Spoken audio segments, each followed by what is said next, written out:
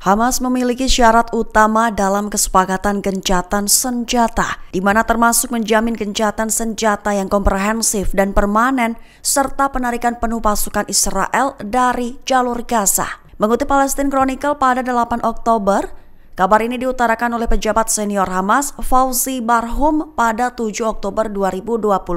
Dia menegaskan bahwa Hamas tidak akan menerima perjanjian apapun yang gagal mengakhiri pendudukan Israel dan memastikan pembangunan kembali Gaza. Menuntut agar tahapan pembebasan tahanan Israel dikaitkan dengan tahapan penarikan penuh pasukan Israel dari jalur Gaza. Delegasi menekankan bahwa pembebasan tahanan terakhir harus bertepatan dengan penarikan terakhir pasukan Israel dari jalur Gaza, sekaligus menekankan perlunya mendapatkan jaminan internasional untuk gencatan senjata terakhir dan penarikan penuh pasukan Israel. Dalam pernyataannya, Barhum menjelaskan bahwa pihaknya telah memperbarui janji mereka untuk menjunjung tinggi semua hak nasional rakyat Palestina. Israel mulai alihkan serangan dari jalur Gaza ke Lebanon Selatan, di mana dalam operasi terbaru drone quadcopter IDF hantam wilayah Hola dalam 4 serangan berturut-turut. Mengutip Al-Mayadin pada 8 Oktober, serangan itu terjadi pada Selasa 7 Oktober waktu setempat. Dimulai dengan serangan drone tengah malam yang menjatuhkan granat kejut dan diikuti dengan penembakan sebuah kafe lokal. Lalu seorang warga sipil Lebanon tewas dan seorang lainnya terluka dalam serangan drone di kota Deir al-Mes di Lebanon Selatan. Juga Israel menurunkan bulldozer di Wadi Maryamin di pinggiran kota Yatir di Lebanon Selatan, menewaskan 1 warga sipil. Lantas drone quadcopter tersebut kemudian kembali dan menembakkan 3 rudal tambahan.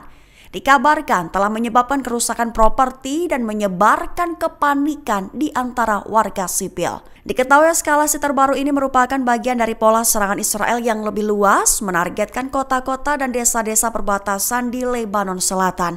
Perlawanan Lebanon mengakui masih terus memantau pergerakan Israel dan merespons sesuai aturan pertempuran yang telah ditetapkan di front utara sejak pecahnya bentrokan lintas perbatasan.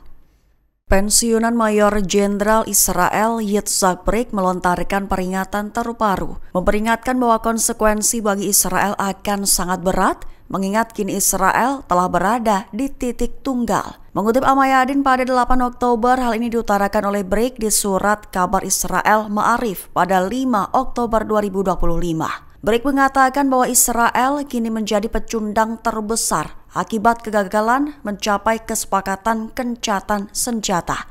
Mengingat karena tujuan militernya masih belum terpenuhi dan posisi regionalnya terus memburuk setelah 2 tahun perang. Bahkan Brik berpendapat bahwa pertempuran selama 2 tahun telah mengajarkan Hamas tentang keterbatasan tentara Israel dan betapa hampanya janji-janji politik. Menyatakan bahwa klaim Israel tentang penghancuran 60% terowongan Hamas disebutnya adalah salah, lantaran pada kenyataannya menurut Brik kurang dari 20% yang hancur. Lebih dari itu, Brik menekankan bahwa Israel tidak mencapai satupun tujuan perangnya di jalur Gaza.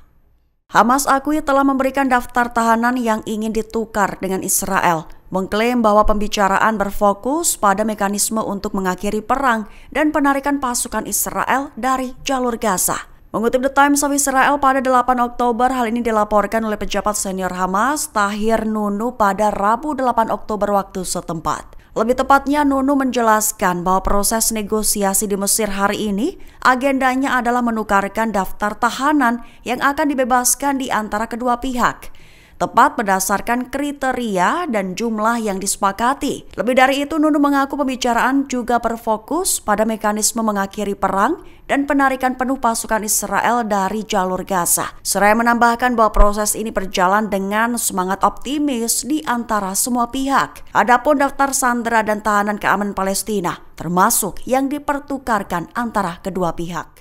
9 kapal baru yang hampir mencapai jalur Gaza kembali dibajak militer Israel. Para aktivis armada melaporkan bahwa 9 kapal itu dibajak dalam waktu 1 jam. Mengutip Al-Mayadin pada 8 Oktober, aksi pembajakan ini terjadi pada tanggal 8 Oktober waktu setempat, di mana tepatnya dikabarkan bahwa pasukan Israel menyerbu 9 kapal yang membawa bantuan dan aktivis internasional.